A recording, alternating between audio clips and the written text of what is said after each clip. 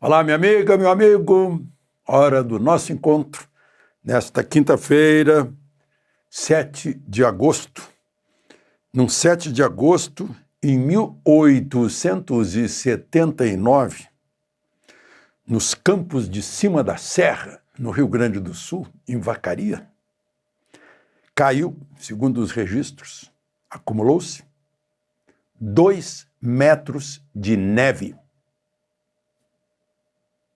Estão falando em mudanças climáticas hoje.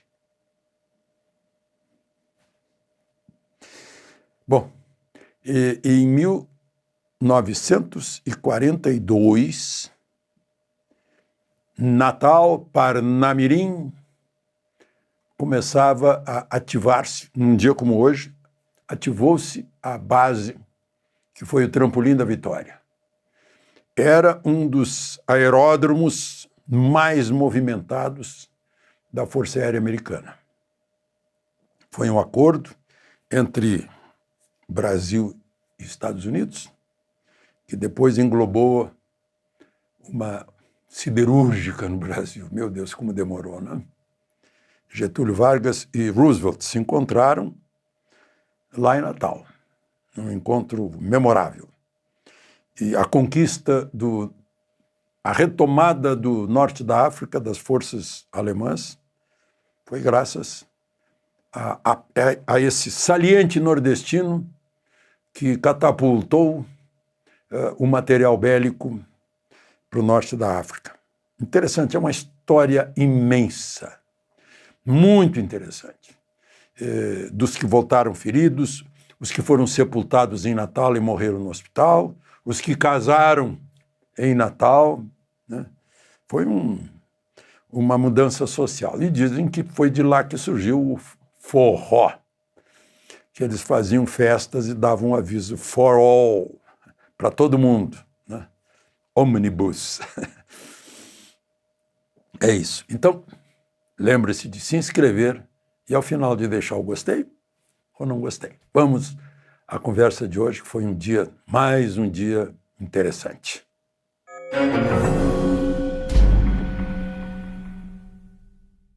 Bom, saiu mais uma postagem da Embaixada dos Estados Unidos em Brasília, que é a representação diplomática do governo americano.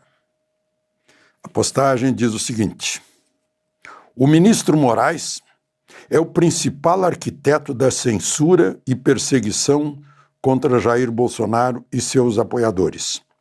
Suas flagrantes violações de direitos humanos resultaram nas sanções da Lei Magnitsky, determinada pelo presidente Trump.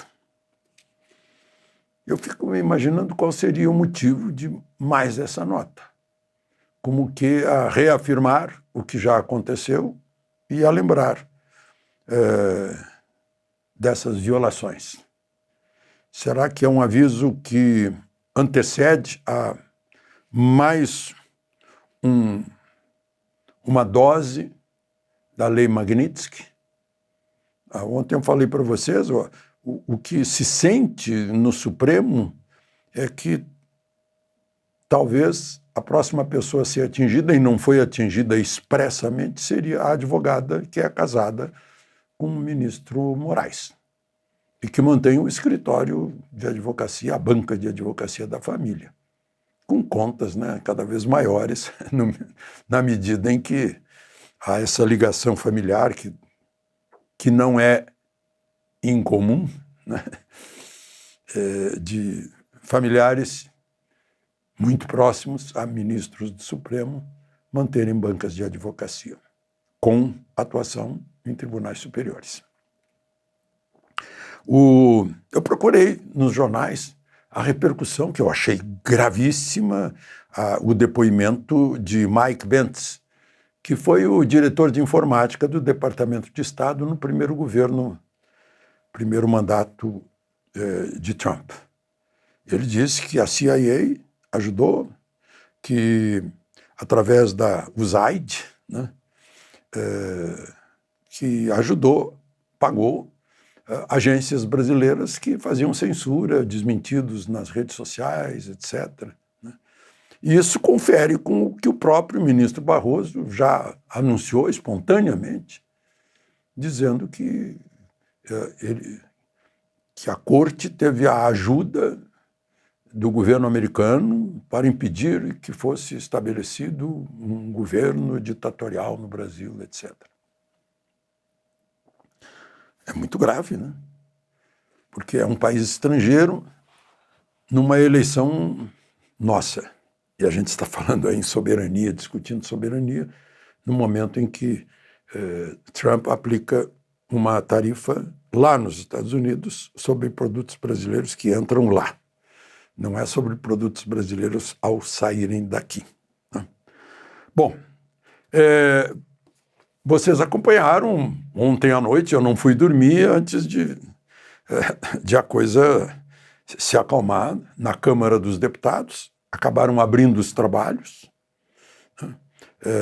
Estava difícil de abrir os trabalhos, por fim, o presidente Hugo Motta falando em cumprir lei, Constituição, regimento interno, e sempre disposto ao diálogo.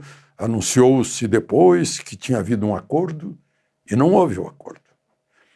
Hugo Motta hoje desmentiu as notícias de que teria havido acordo para votar a lei de anistia e um projeto de tirando do Supremo o foro privilegiado. Depois que o Hugo Motta fez o desmentido, o líder do PL, Sóstenes Cavalcanti, que teve um papel muito importante nesse movimento político lá dentro do Congresso, pediu desculpas aos seus pares e a Hugo Motta por ter deixado passar esse entendimento que tivesse havido um acordo com a presidência da Câmara. Na verdade, diz ele, esse acordo foi entre as lideranças dos partidos de oposição para trabalharem pela votação de uma lei de anistia, um projeto de anistia, como prevê a Constituição, que cabe ao Congresso conceder anistia, não cabe ao Supremo não conceder anistia, né? Que é a consequência, né? E esse projeto de tirar do Supremo a prerrogativa de foro privilegiado. Né? O que tá escrito lá no artigo 5º, que é a cláusula pétrea, lá pelas tantas, é que ninguém será julgado pelo juízo que não seja o juiz natural. Né? Não será admitido tribunal de exceção e tem que ser julgado pelo juiz natural. Quem não for privilegiado, o juiz natural é a primeira instância. Quem já não tem mais mandato é julgado na primeira instância. Mas o Supremo fez lá uns entendimentos que acabam ficando acima da Constituição, uma coisa incrível. Né? Esse é o fulcro da questão. Bom, e o Nicolas, vocês viram, né, as imagens estão circulando aí. Né? A deputada, é uma deputada de Mato Grosso do Sul, do PT, Camila Jara. Ela nega, dizendo que não houve nada, que ela é pequenininha, que ela é doente, que ela não poderia dar um soco no estômago de Nicolas a ponto de Nicolas desabar. Estava atrás da cadeira do presidente da Câmara. Estava naquela ocupação lá para evitar que a sessão fosse iniciada.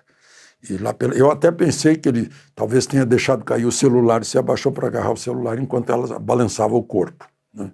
Mas, enfim, isso pode ser apurado por peritos que examinem as imagens. E testemunho de quem estava ali em roda. Né? Bom, mas o Nicolas, deputado Nicolas Ferreira, anunciou que já tem, sim, 41 assinaturas entre os 81 senadores. Isso significa mais da metade. Então já há força para abrir um processo instalando uma comissão especial de impeachment de ministro do Supremo. Com 41 votos, começam os trabalhos. Né? E se repetir os 41 votos no relatório final, né, já o ministro é afastado previamente para ser julgado.